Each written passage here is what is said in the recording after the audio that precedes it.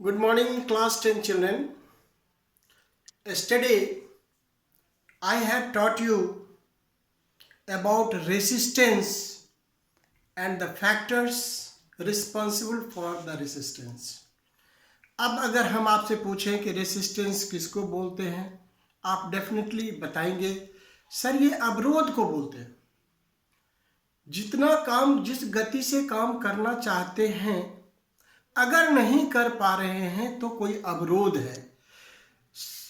That is ये अवरोध जो क्या है वो रेसिस्टेंस है। और ये बात आपको मालूम है, मैंने कल ये भी बताया आपको what are the conditions on which the resistance depend on. पहला मैंने कहा था लंबाई अगर बड़ा है तो रेसिस्टेंस भी बड़ा होगा, ज़्यादा लंबा रेसिस्टेंस ज़्यादा लंबा। दूसरा हमने क्या बताया था, क्रॉस सेक्शन एरिया। ये क्या है हमने बताया था, resistance is inversely proportional to the cross section area. Resistance is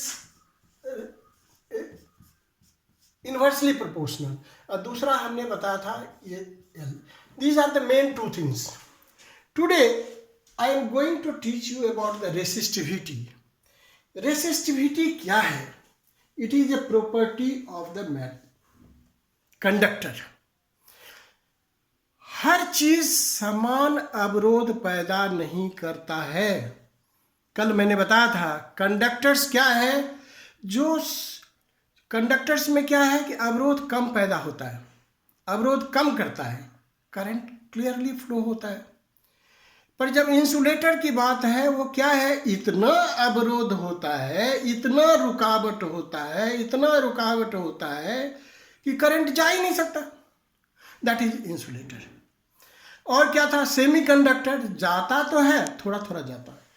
तो अमाउंट ऑफ अवरोध जो है ये है, अमाउंट ऑफ रेसिस्टेंस जो है उसको आज हम लोग पढ़ेंगे और कितना अवरोध पैदा करता है। In physics always we have to come to the numerical values.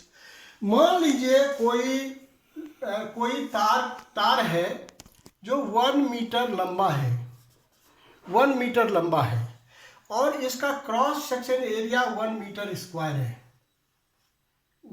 ये कितना है, 1 मीटर स्क्वायर है। तो ये जो है कितना अवरोध पैदा करेगा वह रेसिस्टिविटी कहलाएगा। अब ये रेसिस्टिविटी अलग अलग होगा, कॉपर का होगा तो अलग होगा, गोल्ड का होगा अलग होगा, सिल्वर का होगा अलग होगा, ग्लास का होगा अलग होगा, हर मटेरियल का अलग अलग होगा। से फॉर एग्जांपल कॉपर का अगर होगा तो 1.60 इंटू 10 टू द पावर -8 ओम होता है, इतना अवरोध पैदा करता है। और वही बात अगर ये कॉपर नहीं, ये सिल्वर है, ये सबसे कम इसी का है, सॉरी कॉपर का होगा 1.69, बहुत कम अंतर है, इंटू 10 टू द पावर -8 ओम। तो ये देखते हैं अगर आयरन का लेंगे तो 10 है, यहाँ पर 10 वैल्यू आ जाएगा। उसी प्रकार से दूसरी चीज़ लेंगे जैसे निक्रोम है वो 110 है, अभी बताएंगे। तो ये एलॉय है, कहने का मतलब है ये वैल्यूज। अब क्या समझने की बात है, रेसिस्टिविटी क्या है, amount of resistance, amount of resistance created by a conductor which have length 1 meter but have the cross section area 1 meter square. So that is the amount of resistance that will be called what, resistivity. जैसा हमने बताया कि nichrome का जो resistivity है सबसे ज़्यादा nichrome, क्योंकि वहाँ हमारा पर्पस है कि करंट नहीं जाए।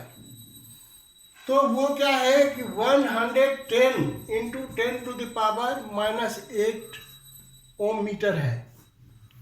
एनीवे, तो ये हमारा हो गया रेसिस्टिविटी। फिर से सोचें, what is resistivity? It is the amount of resistance which of a conductor which have length 1 meter having cross section area 1 meter square. Different substances will have what? Different resistivity. Where we want to have maximum current, we will select which have least resistivity. And if you want to have more heat, more resistance is also required, as I shall be teaching afterwards. So there we have to highest resistivity. So this is, now I will now I shall teach you how to find out the value of resistivity. Now dear children, you see nichrome, which is used in heater wire, it has, you see, 110 into 10 to the power minus 8 ohm meter. So nichrome is what? Alloy. It is made of Ni, nickel, chromium, Cr, and manganese, and it is basically iron. So these are the four things that is mixed. Alloy is always made to get some specific purposes. Sometimes to get high melting point, sometimes here resistivity is to be increased, like this.